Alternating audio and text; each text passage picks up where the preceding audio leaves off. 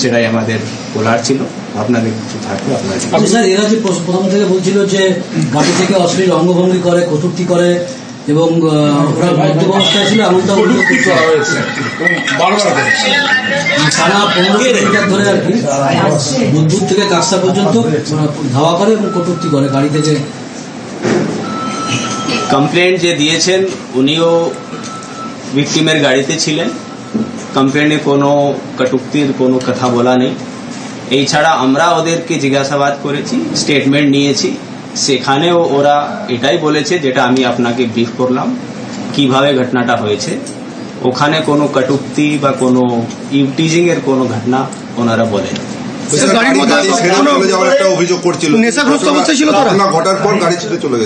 সেটা আমরা এখনো যারা গাড়ি ছেড়ে চলে গেছে তাদেরকে আমরা জিজ্ঞাসাবাদ করতে পারিনি সেভাবে। ডেফিনেটলি ইনভেস্টিগেশন মধ্যে যা আসবে, হয়তো ওরা কি জন্য ওখানে গাড়ি ছেড়ে চলে গেছে সেটা আমাদেরকে দেখতে হবে। মদের বোতল দেখা যাচ্ছে, গ্লাস দেখা যাচ্ছে, এগুলো রয়েছে। তারা কেন এখনো পর্যন্ত তাদের কাউকে এখনো কি আপনারা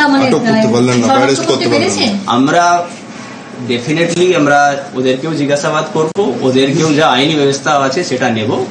এখন আমরা যা সকাল থেকেই তো আমরা দেখতে পাচ্ছেন আমরা ইনভেস্টিগেশন মধ্যে ব্যস্ত আছি, যা যা ব্যবস্থা হবে ইনভেস্টিগেশন রাস্তার মধ্যে, এই 20 কিলোমিটার রাস্তার মধ্যে যে কলিশন হয়েছে আসছে পেছনে, এগুলো কি পুলিশের কোনো পেট্রোলিং ছিল? পুলিশ পেট্রোলিং, হাইওয়ের উপরে পুলিশ পেট্রোলিং থাকে, কিন্তু হয়তো ওটা এক্স্যাক্টলি কোন জায়গায় ছিল সেটা আমাদেরকে দেখতে হবে। স্যার কি বলবেন যে কি কোনো অভিযোগ কিছু কি আপনারা কমপ্লেন করেছেন, লজ করেছেন? যদি করে থাকেন কোন কোন সেকশনে করেছেন যদি বলেন। যিনি বলছেন যে ভিকটিমের পরিবার থেকে যিনি অভিযোগ করেছেন যে কোনো কটূক্তি হয়নি, কে গাড়ির ড্রাইভার যিনি, আপনি শুধু স্যার উনি গাড়ির মধ্যে আছেন, গাড়ির মধ্যে ছিলেন, উনি কমপ্লেন্ট দিয়েছেন এবং তার ভিত্তিতে আমরা কেস রেজিস্টার করেছি। স্যার একটা কোয়েশ্চেন, আপনি বলছেন যে ভিকটিমের গাড়িটাই পরবর্তীকালে চেজ করছিল, এখন এই রাইস মিলেই যে অ্যাকিউজদের বাড়ি সেটা ভিকটিমরা কি করে জানবে?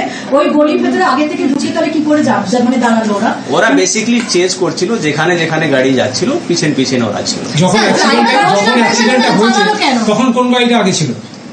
তখনও হুন্ডাই ক্রিটা গাড়ি আগে ছিল, ওই ভিকটিমের গাড়ি পিছন ছিল। স্যার যদি ওরা দোষটা করে থাকে তাহলে গাড়ি ছেড়ে পালালো কেন? যেহেতু একটা অ্যাক্সিডেন্ট হয়েছে, এখন বাকি ওটাই বললাম, ওদেরকে একবার আমরা জিজ্ঞাসাবাদ না করতে পারলে বাকি জিনিসটা গাড়ির মধ্যে কারা ছিল কিছু জানতে পারা গেছে? তারা কোথেকে এসেছে?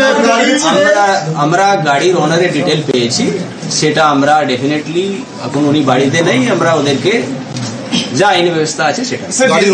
গাড়ির মধ্যে কতজন ছিল?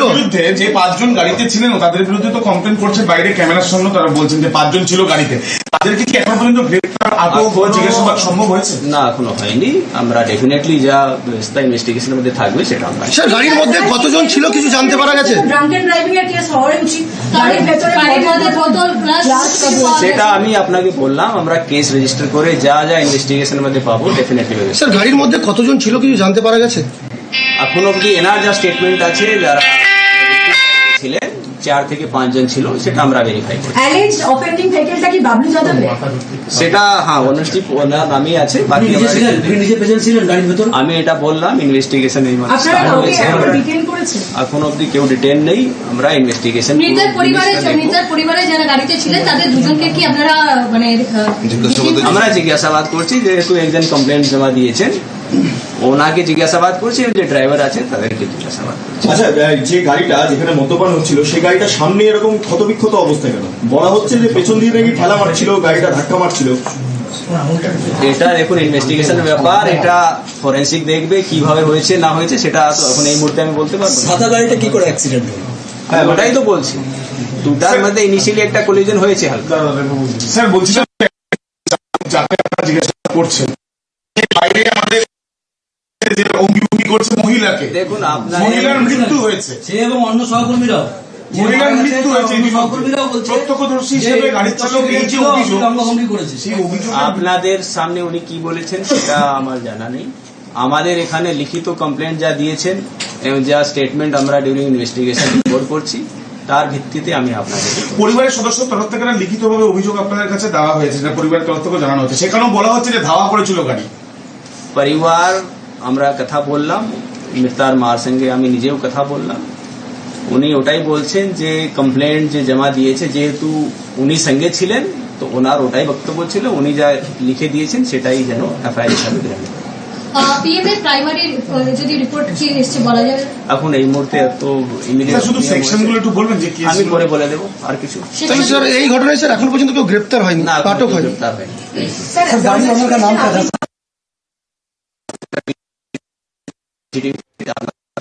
স্যার এটা দুটা প্লেসের আছে, একটা আমাদের NH2 যেটা জিটি রোডের উপরে সেকশন আছে ওখানকার আছে, এবং আরেকটা স্পোর্ট আছে আমাদের অ্যাক্সিডেন্ট স্পোর্ট আগে থেকে আছে। আপনারা দুটো দেখতে জায়গাতেই ওই গাড়িটাই ফলো করতে পারেন। হবে। হ্যাঁ, আপনারা দেখতে পারেন। ঠিক আছে। Thank you.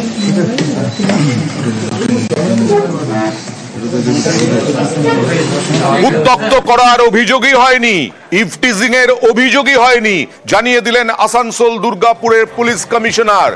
দুর্ঘটনা এটাই বললেন সুনীল চৌধুরী, যিনি আসানসোল দুর্গাপুরের পুলিশ কমিশনার। প্রাথমিকভাবে জানা গিয়েছিল যে ওই সুতন্দ্রা চট্টোপাধ্যায়কে ইভটিজিং করছিল দুষ্কৃতীরা।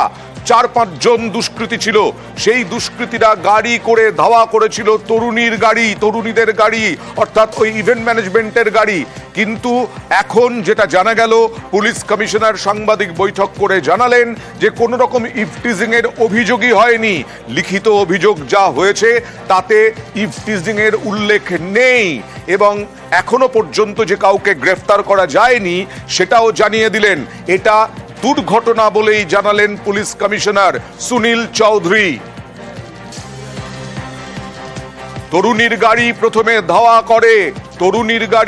করে প্রথমে সরু গলিতে ঢোকার মুখে দুর্ঘটনা, এটাই বললেন পুলিশ কমিশনার।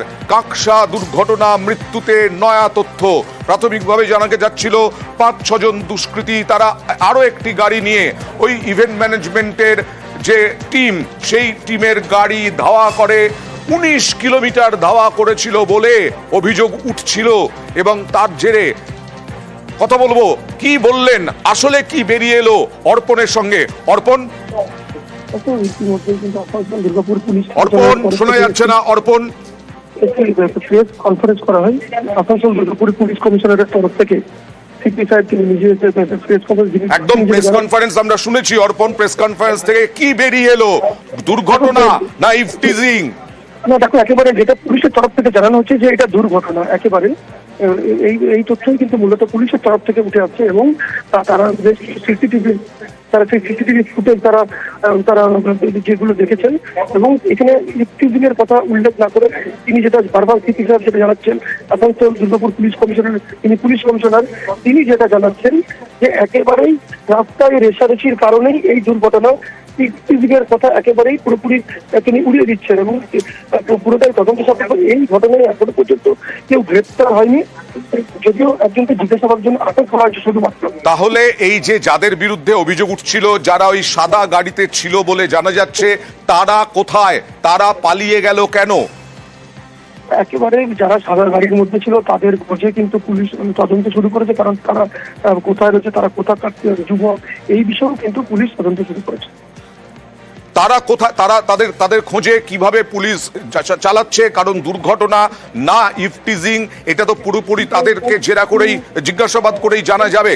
অর্পণ, দেখো, একেবারেই তাদের পরিবারের সাথেও কিন্তু পুলিশ কথা বলার চেষ্টা করে, এবং সেই এলাকায় এই গাড়ির সিসিটিভি ফুটেজ থেকে, কারণ সেই গাড়ির মধ্যে কারা ছিল এবং গাড়ির যিনি মালিক তার কিন্তু যে বাড়ি, সেখানেও কিন্তু পুলিশ গিয়ে কথা বলেন, এবং এই গাড়ির মালিকের সূত্র ধরেই গাড়ির মধ্যে কারা ছিলেন তাদের খোঁজের তল্লাশি চালাচ্ছে পুলিশ। তাদের গাড়িতে এই যে দুষ্কৃতী যাদেরকে বলা হচ্ছে, দুষ্কৃতী বলা হচ্ছে যাদেরকে, সকাল থেকে যাদেরকে বলা হচ্ছিল, তাদের গাড়িতে মদের গ্লাস, মদ পাওয়া গেছে বলে সকাল থেকে খবর আসছিল। কিসের ভিত্তিতে, কি বলছেন পুলিশ কমিশনারের ব্যাপারে?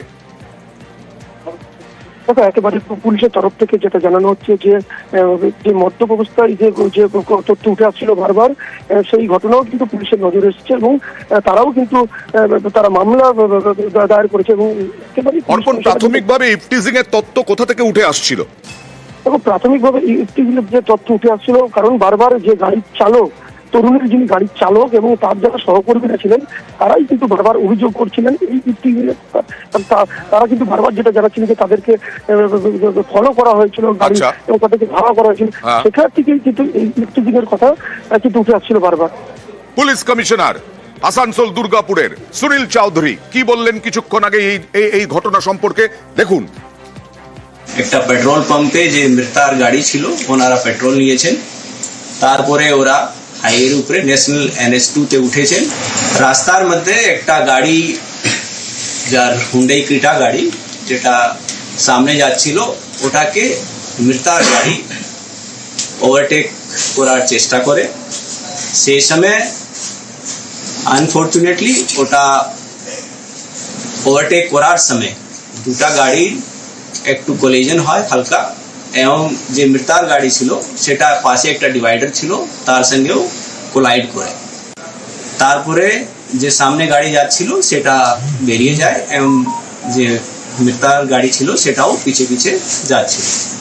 কিছুক্ষণ যাওয়ার পরে আবার মৃতার যে গাড়ি ছিল সেটা গাড়িটাকে ওভারটেক করে যে সামনে গাড়ি ছিল এবং একটা জায়গায় এসে ওনার গাড়ি দাঁড়ায়, কিন্তু যে সামনে গাড়ি যাচ্ছিল সেটা ওখানে দাঁড়ায় না। ওরা সোজা, যেহেতু ওদের বাড়ি পানাগড় রাইস মিল মোড়ে ছিল, ওরা নিজের বাড়ি দিকে বেরিয়ে যায়।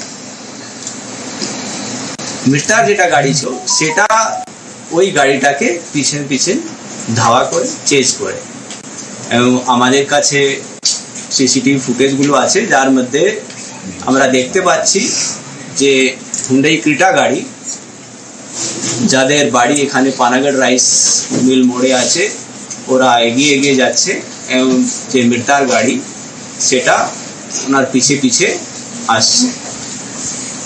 আমরা দেখতে পাচ্ছি আমাদের বিভিন্ন যে টেকনিক্যাল এভিডেন্স আছে, যেটা সিসিটিভি আছে, ওখানে আমরা দেখতে পাচ্ছি যে হুন্ডাই ক্রিটা গাড়ি আছে সেটা এগোচ্ছে, মানে এগিয়ে যাচ্ছে, এবং তার পিছে পিছে মৃতার গাড়ি আছে। এবং পানাগড় রাইস মিল মোড়ে এসে ওই গাড়িটা যখন একটা গলির মধ্যে এন্টার করে যায় ক্রিটা গাড়ি, এবং মৃতার গাড়ি ওর পিছে পিছে এন্টার করতে পারেনি, এবং ওখানে সামনে একটা পয়েন্টে গিয়ে পাল্টি খেয়ে যায়, ইনসিডেন্টটা হয়। কাজে বেরিয়ে